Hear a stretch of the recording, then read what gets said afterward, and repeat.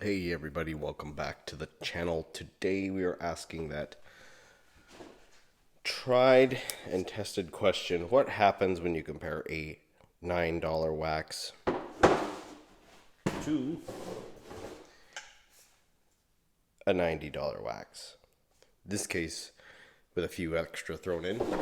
The $9 wax, as you saw, is the Turtle Wax Super Hard Shell Finish stuff. It's like a green goop. It's not really a hard wax. It's kind of like a semi-soft wax. You could probably squeeze that out of a bottle, but we got a few competitors to line up against, and they're ranged in order of price.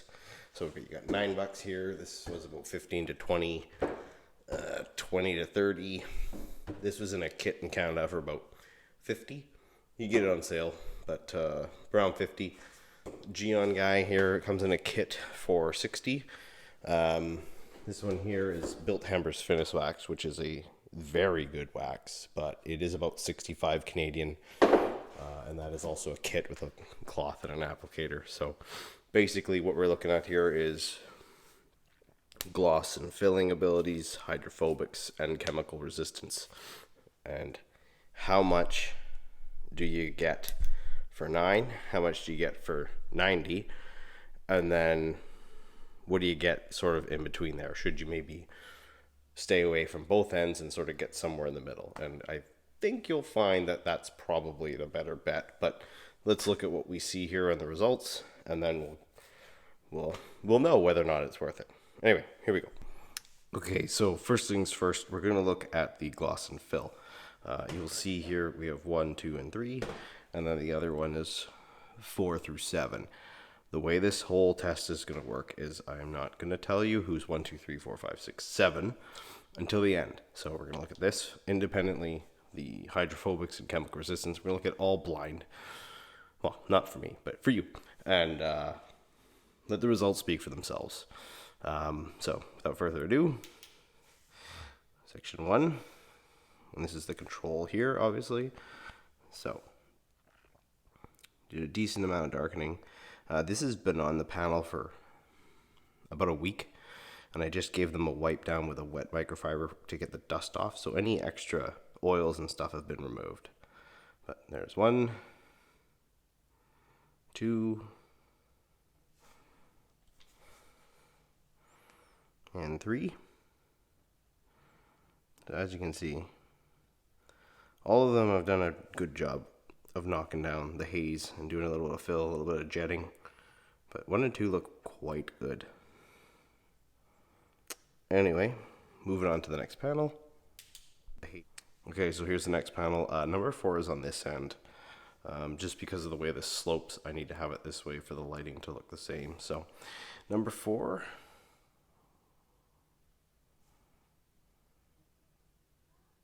That's better. And number 5. Number 6. And number 7.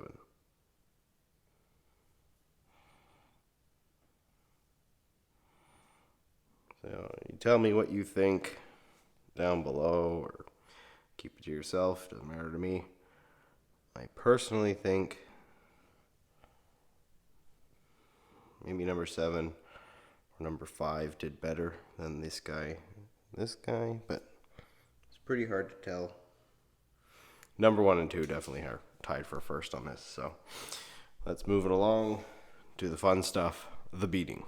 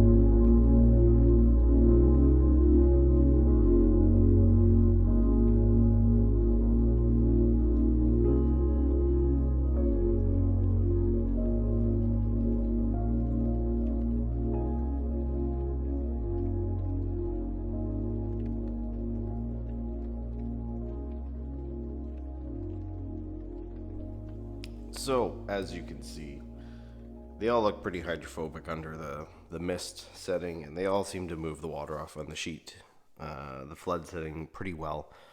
So now we are going to get into the wash section, which is going to feature a bucket of bathe essence and a bottle of APC that I knocked over earlier. So I'm only going to do one wash with the bathe essence, just the normal soap, just to see if that's makes a dent in any of them, because some of them are very hydrophobic, and I want to see if one wash is enough to take that away. After that, we'll do one hit of APC and check them out. The APC is Maguire's APC mixed 10-1. And if they're still standing after that, we will do one more round and just see if there's anybody that has any major fall off after 2 hits. And if not, then hey, save $89 and buy the $9 turtle wax. But moving on, let's get into the wash. Okay, so we're going to start off here with the section 1 and section 2. I don't have enough buckets to set up a panel to hold all of these together, and I had to put them on 2 panels because there's 7 products. So we're going to start with just rinsing this off and see how it looks, and then we'll wash the other panel, rinse it off, do the same. So as you can see, they're both still very rapid, and our control in the middle is still flat. So stood up to the wash, no problem. Moving on. Okay, so everything's been scrubbed down. Every section's getting its own dunk in the bucket too, just so you guys are aware.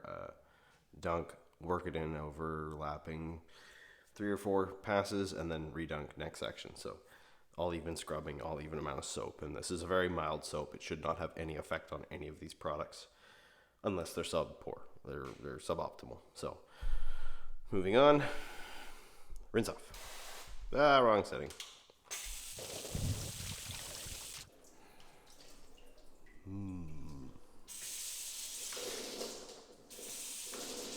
Good. Very good.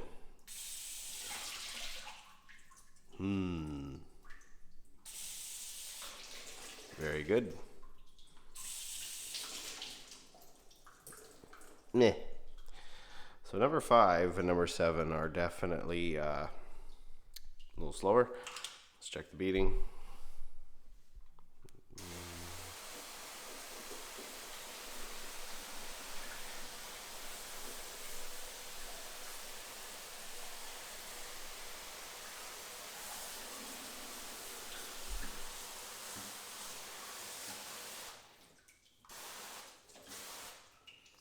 I'm gonna say number 7's a leg up. It's a little faster to sheet and it's a little tighter to bead, but the rest of these guys are doing just fine.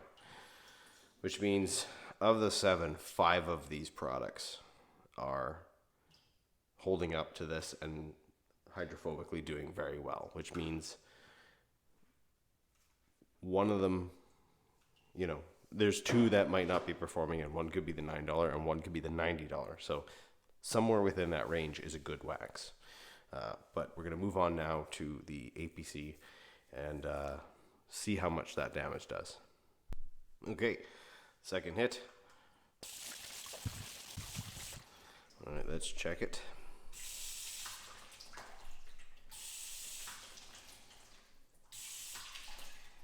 Both look really rapid. Check the beads.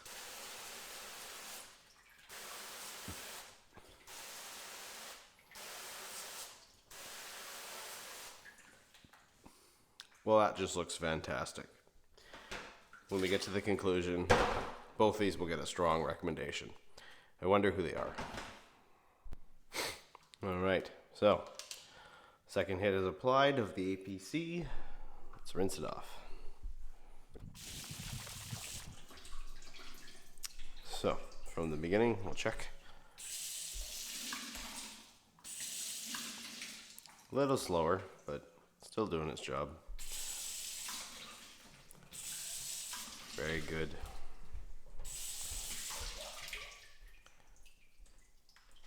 That's our new last place. Very rapid. A lot slower, but I think it's still faster than that one.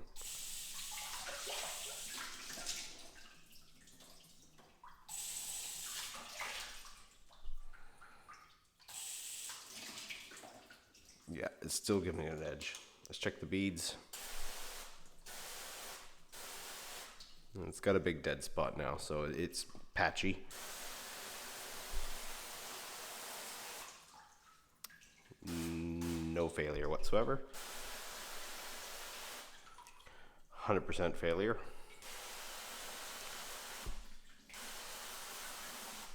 Perfect.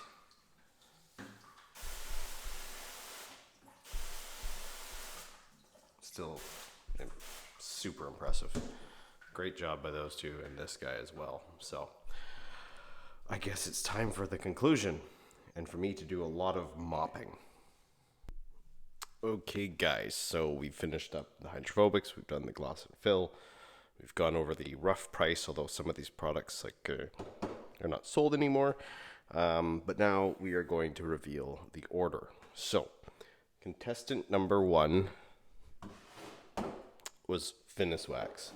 They are from the UK. They are now reaching into places like the US and Canada, and this is an insanely high quality wax. As you saw, some of the best filling and gloss and darkening, great hydrophobics, great chemical resistance. It's really easy to apply. You get a fairly big tin. I think it's about 200 grams or so, but more than enough to last you a long time. Pricier, second priciest here, but a good product. Highly recommend. Number 2, Autoglym HD Wax. Again, this has been replaced by ultra high definition wax, so yeah, if anything, it's a bit better. Same price, it's about $60. This one was around 50, the new one's 60. Awesome wax. Comes with 2 applicators and a cloth. Very hydrophobic, good chemical resistance, nice and slick. It can be a little thick to apply with its supplied applicators, at least with this one. I've heard the new one is much better, so if you don't already own it, just get the new one. Also a good wax, but again, current pricing for the new one, it puts it here with Q2 Wax. So, number 3 was Contact 1201 by Wow Wows, which may or may not be going out of business. Don't quote me on that, but that's what I've heard. Anyway, great wax. Tries to have a scent to it. It's mostly like synthetic grape smell. Very hydrophobic. It didn't have the best gloss and fill. Not nearly as good as those two guys, but very hydrophobic, easy to apply and remove. And its chemical resistance there was clearly pretty decent. So $90 though, Canadian, when it was being sold, not discounted. I was seeing it for 40. So for 40, you're in the price range of this. A little bit cheaper than its replacement, cheaper than this, although I don't know. I would probably go for Finis. Number 4, Colonite 476S. This is a very old school product, as you can see, metal tin, but great hydrophobics, great chemical resistance. You easily get 4 to 6 months usually out of this guy, depending on your water and your weather. A little tricky on application. You need not cold and not hot panels. Can't let it go for too long, so you put it on a panel, you go to your next panel, apply it, then you remove it from the first and then remove it from the second. That's kind of the order in which you use this, but if you stick to that script, apply it nice and thin like you should be, you'll have no problems. Number 5. Shouldn't be a surprise. I know you want the cheap guy to be great, you want the underdog story, but there's no getting around it. This just does not compete with anything else here. You get a ton of it, but because it's so jelly, it's very hard to apply a thin layer. It actually sucks up quite a lot, and although it might seem like you get a ton, you end up using quite a lot. So overall, it wasn't too bad initially. It did dumb down quite a bit after the first wash, though, more than I was expecting it to. So again, you get what you pay for, right? But it came with an applicator. It's $9. If you apply it every week, I mean, you might go through a ton of it, so it might not be worth it. Personally, if you like this stuff, go buy it. Don't listen to me. But if you're looking for more, if you're looking for more durability, more hydrophobics, clearly this is not that hydrophobic compared to the others. I would look more up into this range, especially this guy. I haven't been able to find this guy locally for a while, so other places have it, but I don't. Number 6, Q2 Wax, also known as the deodorant. Great product, smells fantastic, super forgiving to work with. I've left this on a panel for 48 hours and it buffed off like I had just applied it. So it has a 30-minute cure time. It comes with an applicator. It comes with a cloth. I mean, you're never not going to get all of it out because it's literally a stick of deodorant for your car. But yeah, fantastic beating. It didn't skip a beat after 2 hits of the APC. I know there's some people out there that like to pour brake fluid and other crap on their car. That's just stupid. If it can handle some APC, you know you can do a deep clean. That's all you should be checking. So, great product, neat packaging. It's in the $65 Canadian range. Again, I live in Canada, so I'm giving you Canadian prices, but great product. And lastly, the old great white shark does its job. Not a bad product. You get a buttload of it. You get like 412 grams, but this is a sealant, technically speaking. It has no actual wax in it, but it is a old school product. It's been around a long time. It's supposed to be high heat resistant. I used to use it for exhausts and wheels for people that, you know, just simpler level of a detail sort of thing, but it is very, very easy to use. You can put it on thick and thin. Obviously, put it on thin. You can put it on thick, put it on thin. Easy to wipe off. It does have decent beating. It's not as stout as some of the other players back here, but overall, it's a pretty good product for how much you get. It does have a terrible chemical smell, though. These 3 all have the same smell. They seem like they're all based around the same ingredients, and their performance in this test was quite similar as well. But this guy's like fake grapes. This smells like chemicals, and this smells great. It smells like laundry soap, like fabric softener or one of those dryer sheets things. It smells good. So anyway, that's the video. Hope it wasn't too long, but this is what happens when you go from $9 to $90 and you want to use a paste wax. I think these should get more love than they currently are getting. They're great to use. I like using them. They're usually my go-to for people that aren't going to do like a full-blown ceramic, which is most of the time. I don't believe any spray product so far I've used I really let last more than 3 to 4 months. Just because I get harsher weather here sometimes, depending on the time of year. But I would go with this guy, no problem, for a guaranteed 6 months. You should be fine. But anyway, that's enough rambling for me. Thank you again for watching. See you in the next one.